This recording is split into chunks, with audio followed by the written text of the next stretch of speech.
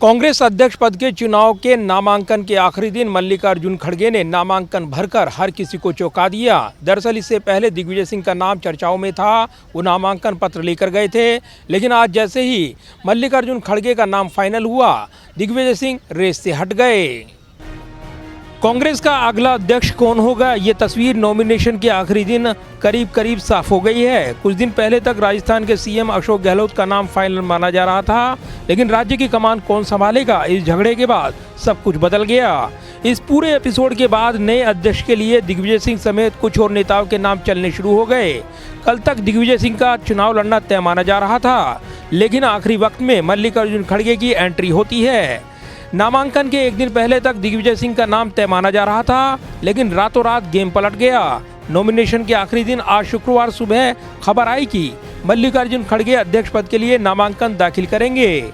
इस खबर के सामने आने के कुछ देर बाद ही खड़गे से मिलने दिग्विजय सिंह पहुंच जाते हैं। इधर सस्पेंस बढ़ रहा था। दिग्विजय सिंह मीडिया के सामने आते हैं और कहते हैं कि वो खड़गे के खिलाफ चुनाव नहीं लड़ेंगे, वो मेरे सीनियर हैं। खड़गे जी मेरे नेता हैं, मेरे से सीनियर हैं।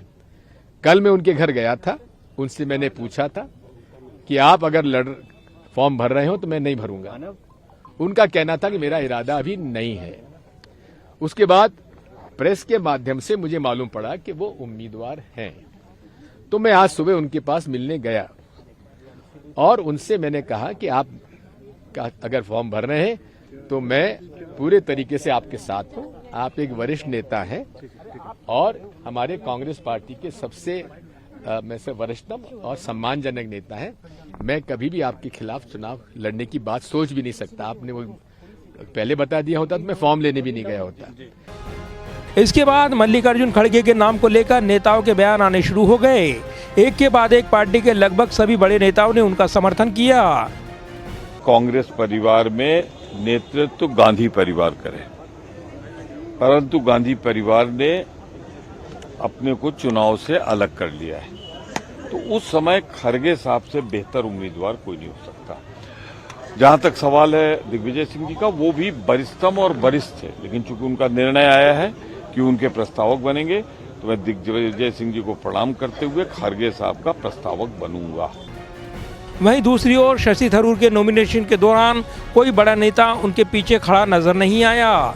यहां तक कि जिन नेताओं की गिनती पार्टी के भीतर G23 में होती है, उसमें मनीष तिवारी और आनंद शर्मा ने कांग्रेस अध्यक्ष पद के चुनाव में मल्लिकार्जुन खड़गे की उम्मीदवारी का समर्थन किया। खड़गे की जीत तय मानी जा रही है और ये भी साफ हो गया है कि करीब 80 वर्षीय खड़गे ही गांधी परिवार की पहली पसंद है। आज मैं कांग्रेस पार्टी की ओर से अपना नामांकित पत्र पेश किया हूं और मुझे सभी लीडर्स, कार्यकर्ता, डेलीगेट्स और जितने भी प्रमुख राज्य है, उस राज्य के नेता लोग भी यहाँ पर हाजिर होकर मेरे को प्रोत्साहन किए। खड़गे जमीनी नेता हैं। खड़गे कर्नाटक प्रदेश कांग्रेस के अध्यक्ष रह चुके हैं।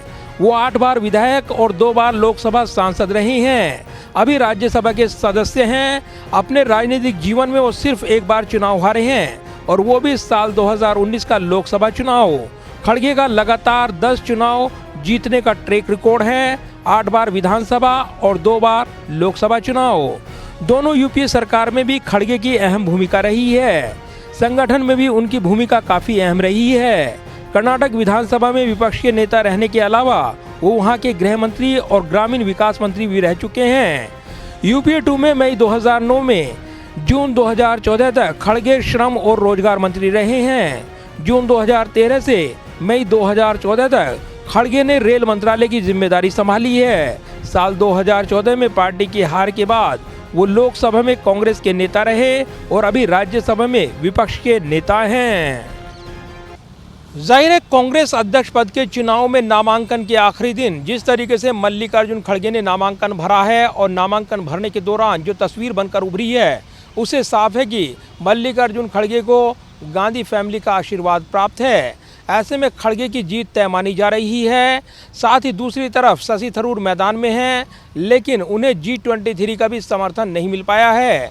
हालांकि शशि थरूर इस चुनाव को दिलचस्प अंदाज में लड़ने का दावा कर रही हैं। कैमरामैन विदर्भ के साथ प्रदीप कुमार, टोटल न्यूज़, दिल्ली।